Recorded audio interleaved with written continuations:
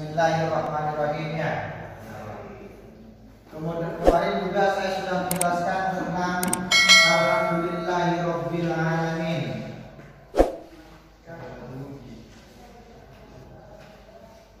Alhamdulillah, mana alhamdulillah ini? Alhamdulillahirabbil alamin.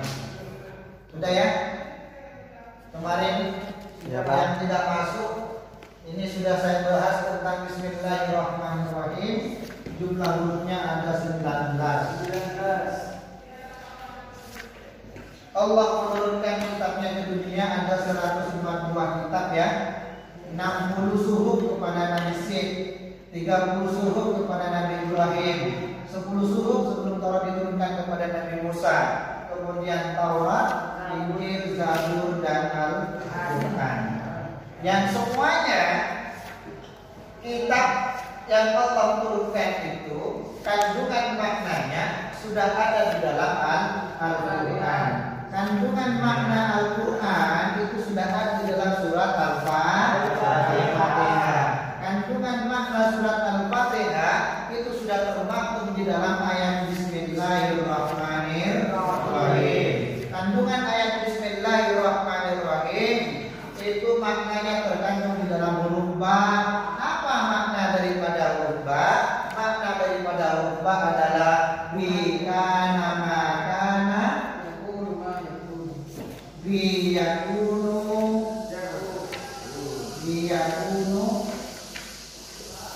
mayakunu fawujudul awalini. Tanya apa ya?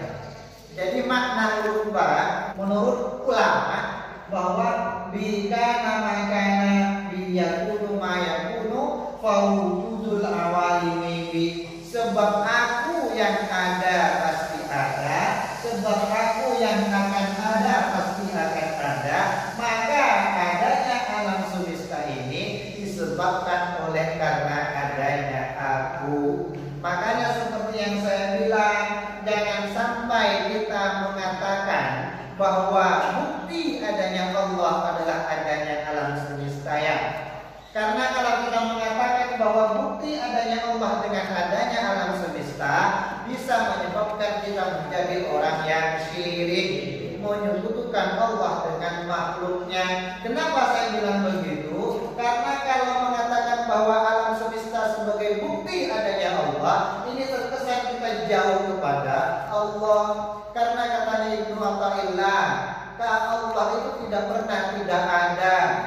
Kapankah engkau wahai Tuhan dhaif tidak ada sehingga membutuhkan dalil untuk menunjukkan adanya engkau? Allah kan tidak pernah tidak ada ya, sehingga tidak butuh yang namanya dalil untuk menunjukkan adanya Allah. Kan begitu?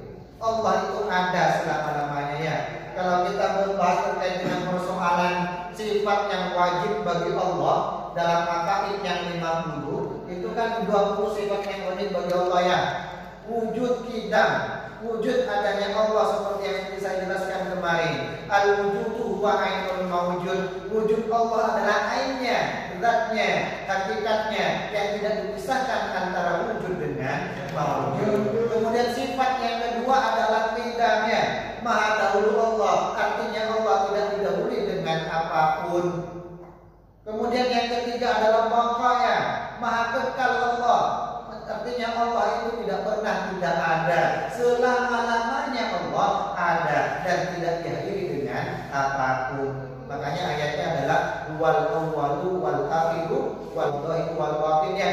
Itu kan ayatnya bahwa Allah itu tidak didahului dengan apapun. Adanya Allah yang pertama tidak pernah tidak ada dan tidak pernah didahului dengan apapun. Tidak pernah diciptakan dengan Allah, tidak menciptakan dirinya sendiri dan tidak diciptakan oleh yang lainnya. Itu kan adanya Allah yang qidamnya, adanya Allah yang dahulu. Begitu juga Allah ketika ada itu tidak pernah tidak ada ya. Tidak pernah Allah adanya Allah itu adalah tidak ada, selama-lamanya ada, dan adanya Allah itu tidak ada akhirnya, tidak ada batasnya. Itu artinya adalah baqa. Jadi wujud tidak baqa mukhalafatul awadis. Allah berbeda dengan makhluknya. Karena Allah berbeda dengan makhluknya, maka kita bahwa adanya makhluk menunjukkan adanya Allah. Karena itu bisa menyebabkan kita menjadi orang yang syirik, menunjukkan Allah dengan apapun. Kan gitu ya. Makanya ayat makna di dalam huruf dalam ayat Bismillahirrahmanirrahim ini luar biasa kalau kita kaitkan dengan ilmu tasawuf. Bikana makana biyakulu mayakulu fawujudul awalimi bi. Jadi dengan sebab adanya aku maka adanya alam semesta. Ini sebagaimana yang pernah saya jelaskan dalam filsafatnya munasadrah bahwa ada itu ada. Begitu. Ada itu. Ada itu ada. Ada yang pertama adalah adanya Allah yang tidak tergantung dengan adanya yang kedua. Sementara ada yang kedua adalah adanya kita dan alam semesta makhluk yang ada di dalamnya semuanya. Dan ini tergantung dengan adanya Allah. Jadi bagaimana mungkin sesuatu yang tergantung adanya dengan yang adanya Allah menjadi bukti tentang adanya Allah? Kan gitu ya? Kita ini adanya tergantung dengan adanya yang lain. Jadi adanya kita kalau tergantung dengan adanya yang lain tidak bisa dijadikan sebagai bukti untuk adanya zat yang tidak tergantung dengan adanya yang lain, yaitu Allah. Itu kan tidak nyambung ya. Logika ilmu tasawuf kalau kita mengatakan bahwa adanya alam semesta sebagai bukti adanya Allah itu tidak nyambung karena Allah tidak pernah tidak ada sehingga bukti adanya Allah. Kapan engkau wahai Allah tidak ada sehingga membutuhkan bukti adanya engkau? Kan begitu ya. Ini secara umum terkait dengan persoalan alam semesta bukan dijadikan sebagai bukti adanya Allah. Apa yang benar? Yang benar adalah adanya Allah, adanya alam semesta disebabkan karena adanya Allah. Sebab adanya Allah menjadi adanya alam semesta dan adanya kita. Jadi kalau kita mengatakan bahwa adanya Allah menyebabkan adanya alam semesta, sebab adanya Allah alam semesta menjadi ada, maka kita sudah makrifah kepada Allah. Tapi kalau kita mengatakan bahwa alam semesta sebagai bukti adanya Allah, menunjukkan bahwa kita jauh dari Allah. Bahkan saya mengatakan bisa menyebabkan kita menjadi orang yang syirik. Jadi Yes. ini ilmu logika tasawuf ya. Jadi logika tasawuf itu bukanlah ilmu yang hanya bisa dimaknai melalui hati ya. Tasawuf juga bisa dilogikakan. Hanya kecenderungan kita itu kan tidak bisa memaknai ilmu tasawuf itu logika karena keterbatasan ilmu kita ya. Tapi kalau kita kaitkan hubungkan dengan ilmu logika itu akan bersambungnya akan nyambung dengan ilmu logika. Pernah kalian belajar logika ya? Aristoteles pernah dibahas tentang silogisme Aristoteles? Pernah? Silogismenya Aristoteles atau dalam bahasa ilmu mantik dikenal dengan bahasa kias. Sudah nyampe ke kias, pembahasan tentang logika dan kalian pelajari? Kias? Belum ya? Nah, dalam pembahasan kias nanti kalian akan dipelajari tentang rumus silogismenya Aristoteles. Itu yang terkenal adalah A sama dengan B, C sama dengan A, maka kesimpulannya nanti C sama dengan B. Ini silogisme. Apa Pak A sama dengan B itu? A sama dengan B ini adalah premis mayor atau pernyataan umum, atau kalau dalam ilmu mantik dikenal dengan muqaddimah kubra, pernyataan umumnya. Sementara apa itu C sama dengan A? C sama dengan itu A itu adalah premis minor, pernyataan khusus PK atau muqaddimah sughra, pernyataan khusus. Sementara apa C sama dengan B itu? C sama dengan B itu adalah konklusi ya, conclusion, kesimpulan bahasa Indonesianya. Bahasa Arabnya atau bahasa mantiknya dikenal dengan an-natijah, kesimpulannya. Nah, bagaimana melogikakan pendapatnya Ibnu Athaillah tentang adanya Allah menyebabkan adanya alam semesta? Misalkan contoh tadi,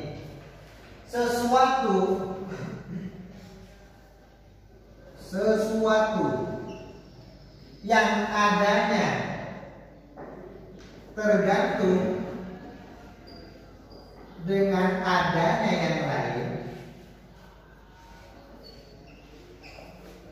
tidak bisa dijadikan bukti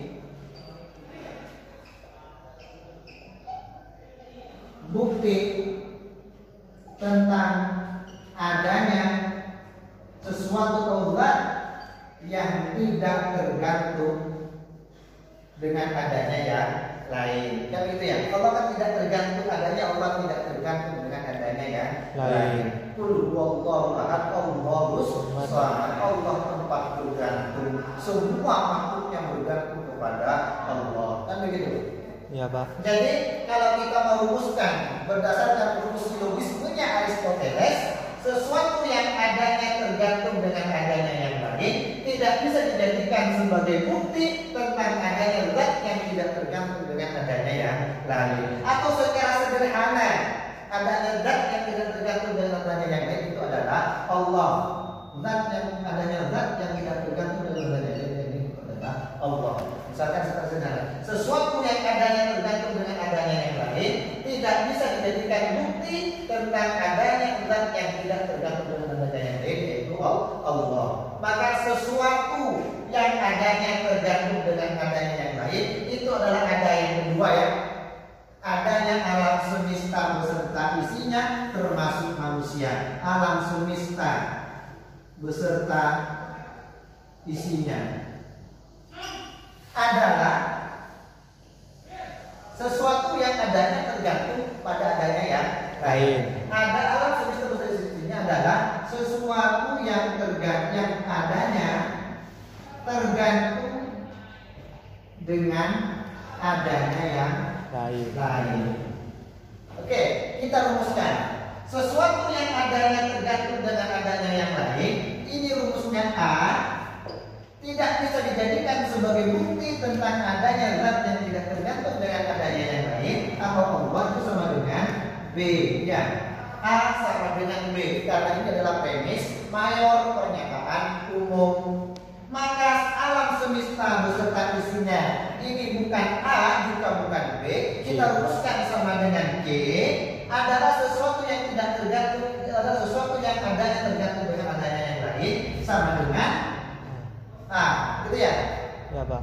Maka kesimpulannya nanti alam semesta adalah tidak bisa dijadikan sebagai bukti tentang adanya zat yang tidak tergantung dengan adanya yang lain. Kesimpulannya mesti C sama dengan B, understand? Jadi kalau kita logikakan menggunakan rumus silogismenya Aristoteles, understand? Jadi apa yang disampaikan oleh Ibnu Athaillah itu masuk akal logis dan bisa diterima oleh akal. Kan itu. Makanya jangan sekali-kali kita mengatakan bahwa bukti adanya Allah adalah adanya alam semesta. Tapi adanya Allah membuktikan adanya alam semesta. Karena adanya alam semesta disebabkan oleh adanya Allah. Do you understand? File Zoom, an equation. Belum Pak, belum hangat.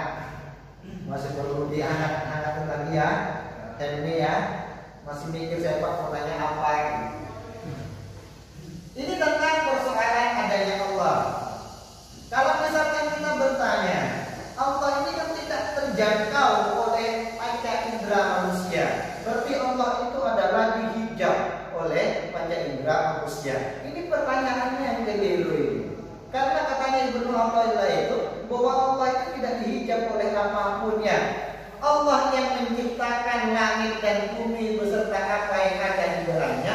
Allah yang menciptakan semuanya sehingga Allah tidak akan mungkin terhijab oleh apapun. Karena kalau dikatakan bahwa Allah terhijab oleh apapun, terhalang oleh apapun, berarti Allah itu terhalangi ya, dihalangi ya. Bahasanya adalah sesuatu yang dapat menghalangi itu adalah bisa menguasai terhadap yang dihalangi. Berarti Allah nanti tidak kuasa loh. Padahal Allah adalah zat yang maha kuasa, tidak mungkin bisa ditutup oleh apapun. Hanya persoalannya adalah kita hanya indera kita yang disilaukan panca indera kita yang diselapkan dengan adanya Allah. Allah sudah menampakkan dirinya pada sesuatu. Apa kata Ibnu Taimiyah dalam munajatnya yang lain itu? Wa anta la ilaha ghairuka ta'arafta bi kulli syai'in wa ma jahalaka syai'in. Engkau wahai Tuhan yang tidak ada Tuhan selain Engkau. Ta'arafta bi kulli syai'in, engkau perkenalkan diri Engkau pada setiap sesuatu. Wa ma jahalaka syai'in, maka bagaimana mungkin sesuatu tidak mengenal Engkau? Kan begitu. Wa antal ladzi ta'arrafta ilayya fi kulli syai'in, dan engkau adalah memperkenalkan diri engkau kepadaku dalam setiap sesuatu. Maka wa ra'aitu qawahiran fi kulli syai'in, maka aku melihat tampak jelas, melihat engkau tampak jelas dalam setiap sesuatu. Wa antal dhahiru fi kulli syai'in, dan engkau adalah maha tampak jelas dalam setiap sesuatu. Munajatnya Ibnu Athaillah, karena Allah yang menciptakan alam semesta sehingga Allah tampak jelas pada alam semesta. Kita tidak bisa menjangkau adanya Allah karena kita tertutupi, kita yang tertutupi bukan Allah ya. Kita yang dibatasi penglihatan kita disilaukan dengan cahaya ketuhanan. Karena kalau Allah sudah menampakkan wujudnya di bumi ini, maka bumi ini akan menjadi hancur. Gak bisa ya. Kalau Allah tidak terhijab, kalau Allah itu menampakkan wujudnya dengan dengan kemampuan banyak indera manusia, maka alam bumi ini, alam semesta ini akan menjadi hancur lebur. Terjadilah hari kiamat. Makanya jangan sekali-kali berdoa, wahai Tuhan, ya, tampakkanlah wujud Engkau agar aku bisa mengenal Engkau dengan baik. Karena kalau Allah sudah menampakkan wujudnya di alam semesta ini, alam semesta ini menjadi hancur. Jadi kita wajib mengenal adanya Allah yang berbeda dengan adanya makhluk. Mukhalafatul hawadis qiyamuhu bi nafsihi. Jadi Allah kalau mukhalafatul hawadis kan berbeda dengan makhluknya. Berarti kan bukan hanya berbeda dalam satu sisi kemudian sama dalam sisi yang lain. Berbeda secara mutlaknya, tidak berbeda dalam satu sisi kemudian berbeda bersama dalam sisi yang lain. Kalau sudah berbeda dengan Allah dengan makhluknya itu sudah mutlak. Yang menggunakan sihi wahdaniyah itu adanya dalam tunggal. Kalau adanya kita kan ini adalah adanya ada tangan, ada mata, ada kepala, ada kaki, itu manusia dan makhluk ikannya juga ada seperti itu. Tapi adanya Allah tidak seperti adanya makhluk. Tunggal wahdaniyah. Kan gitu. Makanya kalau berbicara tentang masalah tangan Allah, ya Allah di dalam Al-Quran yang diartikan sebagai tangan, dan itu adalah kekuasaan Allah. Karena Allah berbeda dengan Allah tidak mempunyai tangan. Kan begitu. Understand? Yes.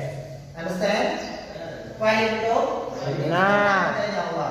Kalau kita logikakan menggunakan rumus silogismenya Aristoteles, itu akan lebih menarik tentang Allah yang menampakkan segala sesuatu yang Allah tidak mungkin terhalangi oleh sesuatu.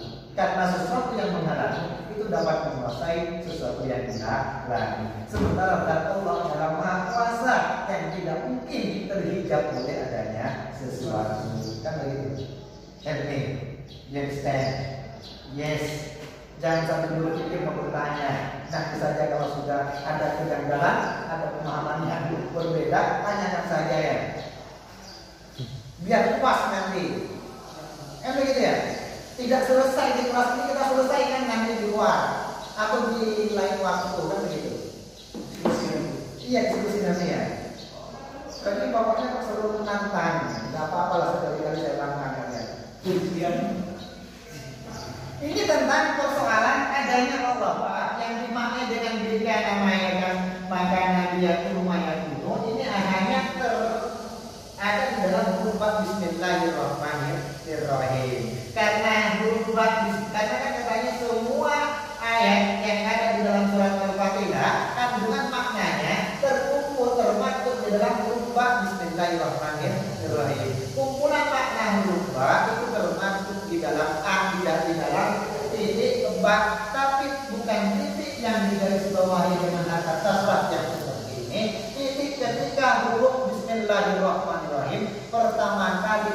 fil lauhul mahfuz. Makanya titik lupa maknanya katanya ulama adalah ana naqatul wujudi al-mustamaddu min kullu maujudin. Aku adalah sebuah titik ciptaan yang semua ciptaanku bersumber bergantung bersumber dari aku. Kan itu ya. Ini katanya Allah. Makanya sangat pas sekali kalau kita kaitkan dengan pendapatnya Ibnu Athaillah yang mengatakan bahwa bukti adanya Allah bukan dibuktikan dengan adanya alam semesta, tapi adanya alam semesta sebagai bukti apa? Disebabkan adanya Allah. Kan itu ya. Adanya alam semesta dan apa yang ada di dalamnya beserta manusia dan makhluk yang lain itu disebabkan karena adanya Allah. Karena Allah tidak tergantung dengan adanya yang lain. Adanya yang kedua alam semesta beserta kita dan apa yang ada di dalamnya ini tidak ada. Allah tetap ada karena wajibul wujud. Sementara adanya Allah tidak mungkin tidak ada. Kalau adanya Allah ada yang pertama tidak ada, secara otomatis adanya yang kedua tidak ada. Tapi tidak mungkin ada yang pertama yang tidak ada karena itu adalah wajibul wujud. Gitu ya? Mengerti? Ada yang lain?